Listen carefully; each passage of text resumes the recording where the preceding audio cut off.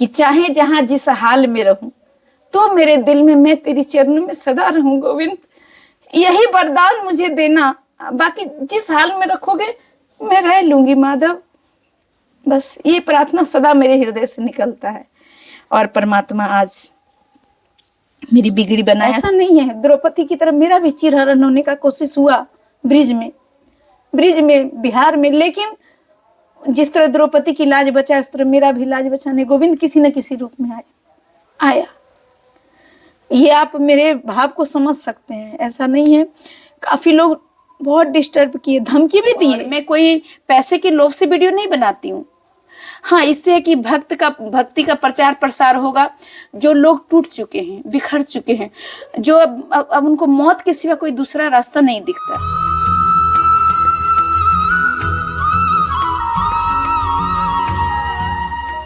जय जय श्री राधे। साथियों, आप सभी भक्तों के चरणों में दास ब्रजेश गौड़ का कोटि कोटि प्रणाम। दास आज आपको एक ऐसा दर्शन करवाने वाला है जिस दर्शन को करके आप निश्चित ही विस्मय को प्राप्त करेंगे। जी हाँ, आप वैसे लगातार संतों का वीडियो देखते हैं। हम निरंतर आपको दिव्य संतों का दर्शन करवाते हैं जो गहरे जंगलों में छुपे रहते हैं, और उन संतों का दर्शन करके आपके हृदय को असीम आनंद की अनुभूति होती है। लेकिन इसी कड़ी में आज मैं आपको एक ऐसा दर्शन करवाने वाला हूं जिसे देखकर आपका हृदय निश्चित ही आश्चर्य से भर जाएगा। मैं आज आपको दिखाता हूं कैसे इस दिव्य घनघोर जंगल में, जो बड़ा भयानक जंगल है, यहाँ दूर दूर तक कुछ भी नहीं है, केवल बीच रास्ते पर खड़े हुए हैं इस समय, और दो गाँवों को जोड़ने वाला रास्ता है। इस रास्ते के बीच में रह के कैसे एक दिव्य साध्वी, कैसे एक बहन घनघोर तपस्या कर रही हैं। इतने जंगलों में रहकर ठाकुर जी का आश्रय लेकर वह इतनी हिम्मत कहाँ से जुटा पाई, आज हम आपको उनका दर्शन करवाने वाले हैं। तो मेरे साथ बने रहिएगा आप। ये थोड़ी सी सेवा है, उनकी सेवा में लेके चलता हूँ और मैं आपको उन मैया का दर्शन करवाने वाला हूँ। चलिए मेरे साथ आप। बहुत मुश्किल है, क्योंकि पुरुष, अगर कोई पुरुष है तो वह आसानी से जंगलों का रहन सहन कर सकता है, आसानी से जंगलों में यात्रा कर सकता है, लेकिन वहीं कोई स्त्री शरीर हो उसके लिए बहुत मुश्किल है। मैं उन्हीं मैया के चरणों में जाके आज आपको दिखाता हूँ कैसे उन्होंने इतने बियाबान जंगलों की यात्रा को चुना और किस तरह से वह जीवन जी रही हैं। ये आप देख ही रहे, ये टूटी सी झोंपड़ी है उनकी एक, और ये सामने उनकी कुटिया है जो मैं आपको दिखा रहा हूँ। तिरपाल डला हुआ है, एक टीन डली हुई है यहाँ पे। तो आइए मैं आपको दिखाऊंगा। और हाँ, आपसे मैंने पिछले वीडियो में निवेदन किया था, जो भक्त हमसे नए जुड़ते हैं प्रतिदिन, उनसे फिर निवेदन करना चाहता हूँ। बरसाना में श्री जी की कृपा से कई सालों से लगातार अन्य क्षेत्र की सेवा चलती है। आप उस अन्य क्षेत्र की सेवा में यथायोग्य सहयोग करके श्री जी की कृपा पात्र बन सकते हैं। नीचे स्कैनर दिया गया है, वह सेवा निश्चित ही आपकी संतों के चरणों में अर्पित होती है। वह सेवा केवल आपके सहयोग से चलती है, श्री जी की कृपा से चलती है। आइए, ये कुटिया है उन मैया की। ये देखिए, राधे श्याम महाराज जी, राधे श्याम महाराज जी। ओहो मैया, राधे राधे, राधे राधे। अच्छा अच्छा अच्छा अच्छा अच्छा अच्छा, तो थोड़ा भी यहाँ पे धुआं है। जी जी, कोई बात नहीं, मैं 2 मिनट आ सकता हूँ आपके पास यहाँ? अच्छा हाँ, अभी कर रहा हूँ मैं, 1 मिनट। वजन ज़्यादा लग रहा है मुझे। अच्छा, इसीलिए मैं सब पकड़ रही हूँ। नहीं, उंगलियों में खून जम गया, देखो इसमें वजन ज़्यादा है। अच्छा हाँ, ये आप ठाकुर जी को, ये इसमें गाय का घी है, ये अलग से डब्बा है, घी अलग है इसके अंदर, तो आप इसे यहाँ सेवा में ले सकती हैं। और एक ये ऊनी कैप है आपका, सर्दी में इसका उपयोग कर सकती हैं आप। और एक ये आपका कंबल है बहुत अच्छा, इससे में ये लो। और थोड़ी सी आपकी सेवा भी है। अच्छा, ये सेवा कोई एक आदमी किए हैं या? एक ही आदमी की है। तो उनका नाम बताओ पहले। उनका नाम मैं बता रहा हूँ आपको। क्योंकि जब सेवा आती है तो थोड़ा सा बिल्कुल बिल्कुल, आप ये रखिए। ये सेवा नरेश जी हैं, उन्होंने मना कर दिया है वैसे तो नाम बताने के लिए। नहीं, वो थोड़ा सा मैं अपनी तरफ से उनके लिए कृपा रहे उनकी। अच्छा, ये दुआ के लिए हम उनका नाम अच्छा अच्छा अच्छा, और विशेष कुछ नहीं। अच्छा अच्छा, मैं नाम बता रहा हूँ आपको। उनका नाम नरेश जी है और वह ओमान में रहते हैं। कहाँ रहते हैं? ओमान। ओमान। अच्छा, उन्होंने ये सेवा आपकी भिजवाई है। ओमान कहाँ? बाहर? विदेश है, विदेश। ये आप लगा दें भगवान, 1 सेकंड, ये ऐसे बस दोनों भी लगा लें। हाँ, दोनों लगा लो आप ही की। राधे श्याम, जय हो लाडली जी। जय जय श्री राधे। बहन आप विराजिए। बहन इसमें एक बड़ा विस्मय है मुझे, एक आश्चर्य है, एक जिज्ञासा है मेरी। मैं अपना परिचय दूं आपको। अच्छा। मैं बरसाना का रहने वाला हूँ जी जी। और छोटी मोटी सेवाएं श्री जी की कृपा से कर पाता हूँ। आप जैसे संतों की, जंगलों में छुपे संत रहते हैं, उनकी सेवा करता हूँ श्री जी की कृपा से और अन्य भक्तों के सहयोग से। मैं जब संतों के पास जाता हूँ तो संत ऐसे ऐसे जंगलों में रहते हैं जहाँ जीवन बहुत मुश्किल है, न पानी है, न लाइट है, न कुटिया है, कोई व्यवस्था नहीं है उनके पास। और उनको देखकर हमें आश्चर्य होता है, लेकिन फिर भी हम सहन कर लेते हैं कि चलो संत हैं, कोई वैसी दिक्कत नहीं है, इज्जत आबरू की कोई दिक्कत नहीं है। लेकिन आप एक स्त्री शरीर लेकर इतनी घनघोर तपस्या के लिए कैसे निकल पड़ी, कहाँ से इतनी ताकत आई, कैसे सब कुछ आप कर रही हैं? अब आप किसी मुख से सुनूंगा, मैं कुछ नहीं बोलूंगा, बस उनकी कृपा के बारे में मुझे आप करें। सबसे पहले तो जय जय श्री राधे श्याम। मेरा प्रश्न ये है कि कैसे आप इतनी विषम परिस्थितियों में, एक स्त्री के लिए जंगल में जाना बहुत मुश्किल है, आपने ये रास्ता कैसे चुना, कैसे आपके हृदय में आया कि मुझे जंगलों की यात्रा करनी चाहिए? सबसे पहली बात है कि हमने ये रास्ता नहीं चुना, ये रास्ता हमने नहीं चुना। बचपन से ही 12 साल उम्र थी हमारी, हम ब्राह्मण कुल के हैं। हमारे दादाजी श्री सुखदेव मिश्र और मेरे पिताजी कारू मिश्र, उन्होंने एक प्रेरणा दी कि ठाकुर जी के मंदिर में ज्योत जलाओ। 12 साल की उम्र से, मैं 6 में पढ़ रही थी उस समय। तो बस मैं वही ज्योत जलाई और वही ज्योत आज यहाँ तक मुझे लाया है। और वो ज्योत इतना प्रबल प्रेम मेरे हृदय में ले आया ठाकुर जी के लिए कि मुझे ये पता ही नहीं चला कि कब मैं उनकी मतलब प्रेमिका बन गई, कब उनको हृदय से पति मानने लगी। तो ये एक विशेष कृपा है। यहाँ इतनी घनघोर जंगल में कोई आम इंसान नहीं रह सकता है, तो मेरे ऊपर मेरे गोविंद की बहुत बड़ी कृपा है, बहुत बड़ी। 18 शायद 20-21 साल होने वाला है जब से ज्योत जला रही थी। 21 साल हो गया है। तो वो लाए हैं। और हमारी माँ देवी काली माँ का है, देखिए आप, कालिका देवी है हमारी इष्ट देवी। तो उनकी बल से भी माँ अपनी गोद में रखती हैं, तो निर्भयता प्रदान की है माँ काली। तो 9 साल से माँ काली का तपस्या भी चल रहा था, पूर्ण होने वाला है। तो आज भी पूर्णाहुति हुई है। तो वो कृपा विशेष कृपा है और कुछ पिछले जन्म का भी संस्कार है। हाँ, वो कुछ पिछले जन्मों का भी संस्कार होता है। नहीं तो इतनी कम उम्र में इस तरह का भाव आना, इस तरह अकेले जंगल में रहना, तो ये तो एक जन्म का नहीं हो सकता है। ये पिछले कई जन्मों का पुण्य होता है, धीरे धीरे वो संग्रहित होता है। और फिर आके फिर भी अभी भी मैं अपने आप में अधूरा समझती हूँ, मैं अभी पूर्णता को प्राप्त नहीं हुई हूँ। और मेरे अंदर रोना आता है क्योंकि अभी कुछ कार्य, बहुत ऐसे कार्य हैं जो बाकी हैं। प्रभु की प्रेरणा से पीड़ित महिला पुरुष के लिए एक आश्रम का निर्माण कराया जाएगा, 1-2, तो उसमें थोड़ा भी वक्त लगेंगे। तो यही प्रेरणा दिए थे ठाकुर जी की तुम ये जीवन जो मिला है वो मानव जन कल्याण और भक्ति प्राप्ति में लगाओ। तो 2016 से ही मेरी लाइफ में परिवर्तन आया और आज यहाँ प्रभु की कृपा से, लाडली की कृपा से हम हैं। और आपको बताएं, अब तो 5-6 महीना हो गया जब यहाँ बिजली चमकती थी, बादल गरजते थे, 1-2 पेड़ भी गिर गए यहाँ पे, लेकिन अंधेरा रहता था, फिर भी मुझे डर नहीं लगता था। 1-2 दिन डर लगा शुरू, अब कुछ नहीं, अब सब अच्छा है।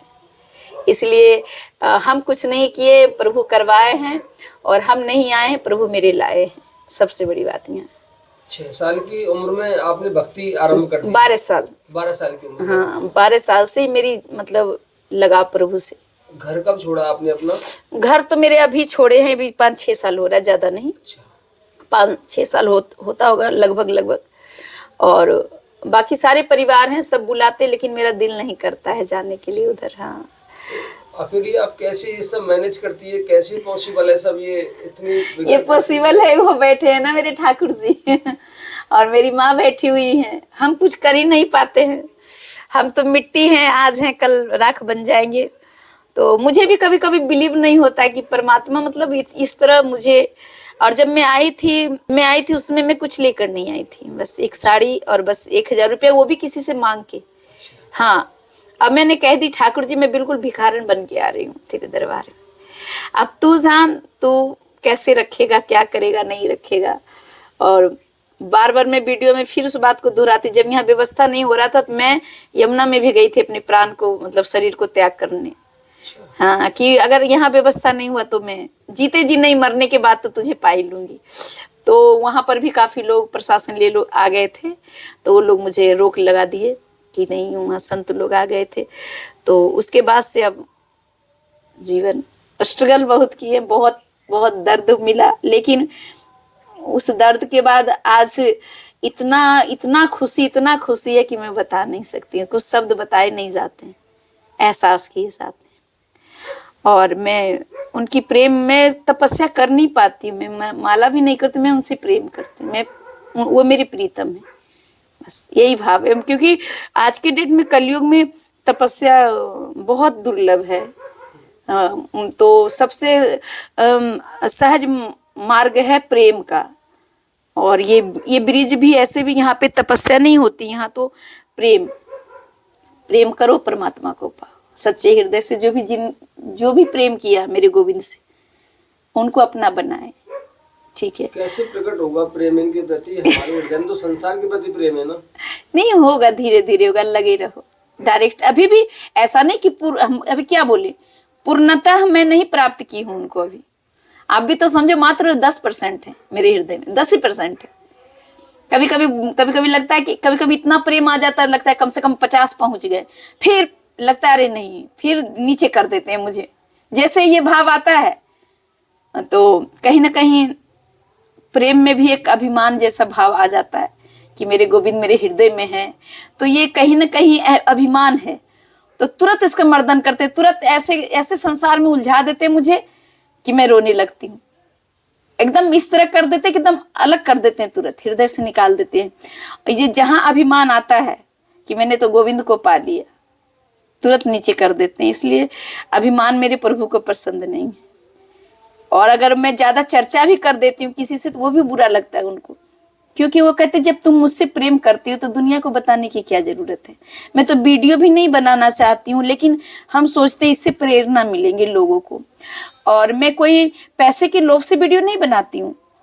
हाँ, इससे है कि भक्ति का प्रचार प्रसार होगा।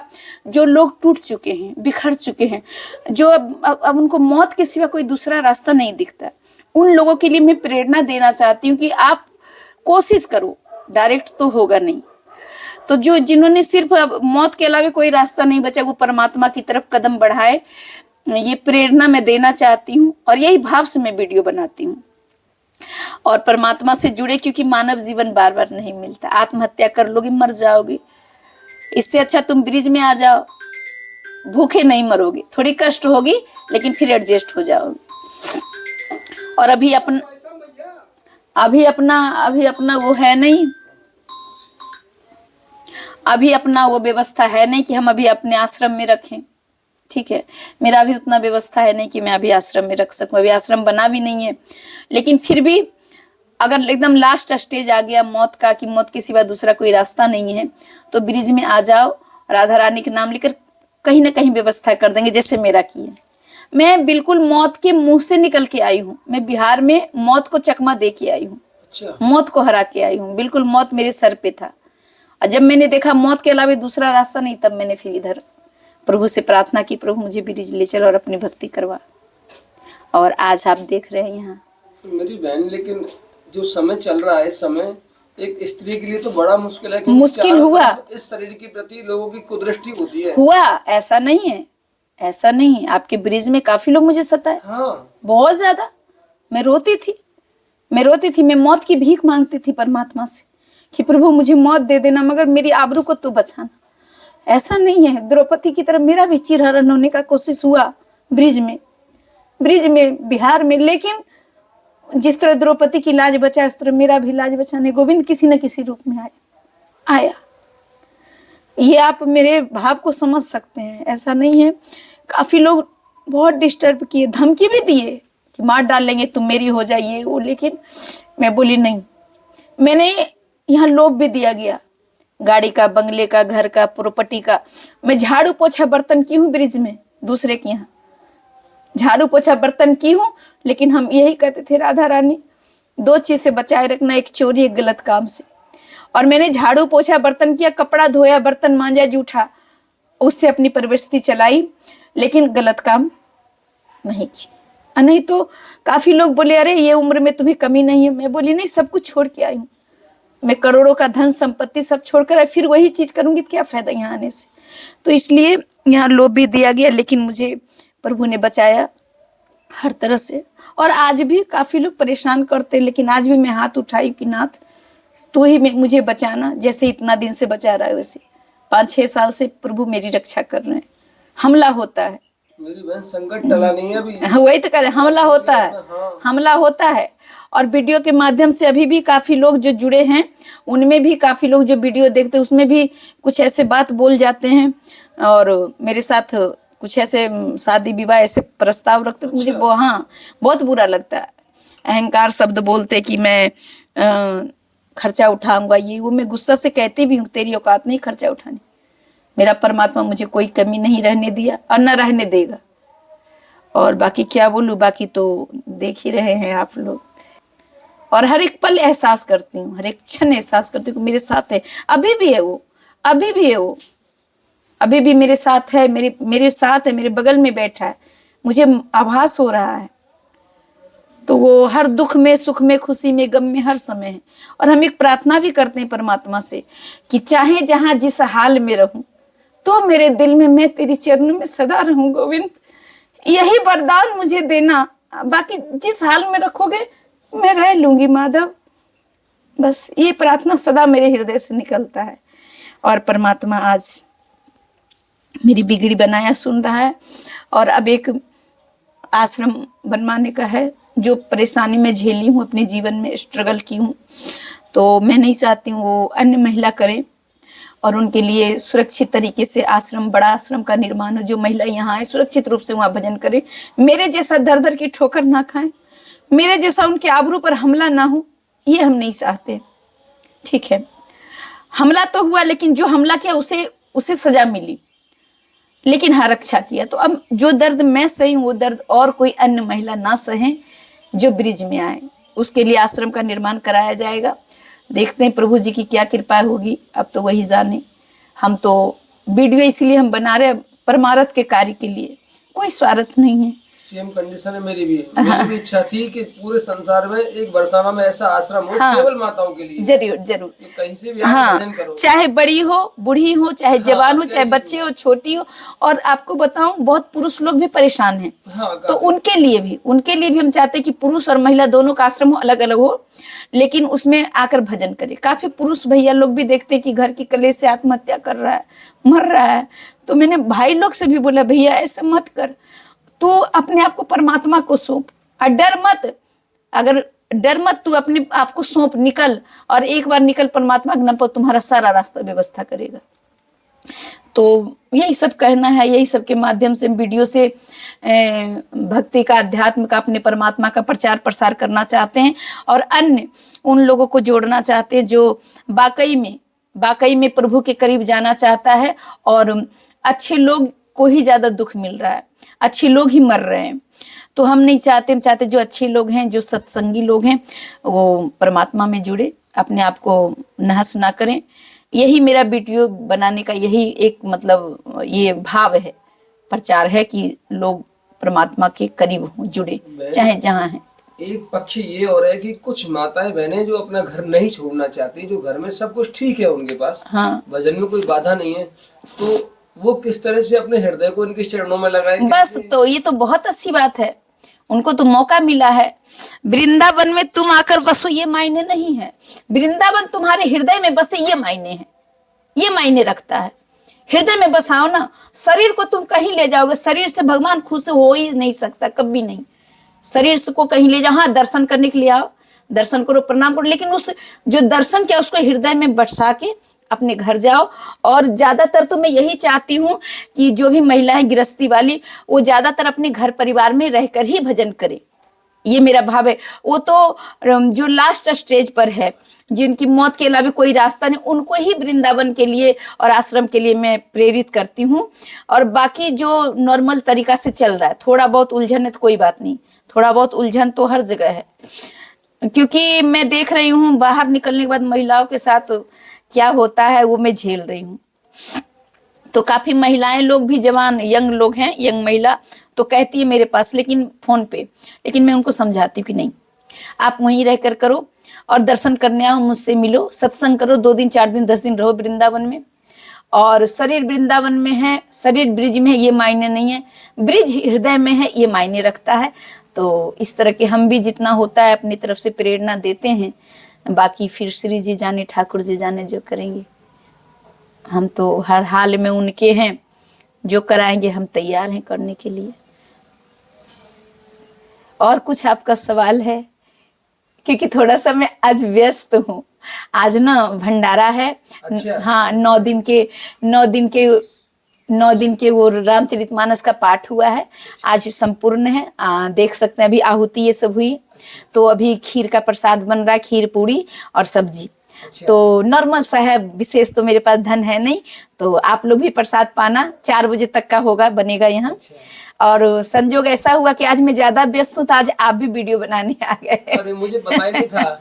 कोई बात नहीं, वो सब हुई है, वही जो राम रचि रखा, ये समय निर्धारित था, तो आपके लिए ये समय ही निर्धारित किया गया, तो आप आए। क्योंकि मैं काफी 3 साल से रह रही हूँ ब्रिज में, बरसाना वृंदावन, और यहाँ तो 6 महीने से इस जगह पे, और वृंदावन रही संत कॉलोनी में, और बरसाना रही 2 साल से। हाँ, और बरसाना रही, अभी भी बरसाना में एक रूम है मेरा किराए पे। श्री जी ने चाहा तो छोटा सा अपना कुटिया वहाँ भी होगा, बरसाना में भी।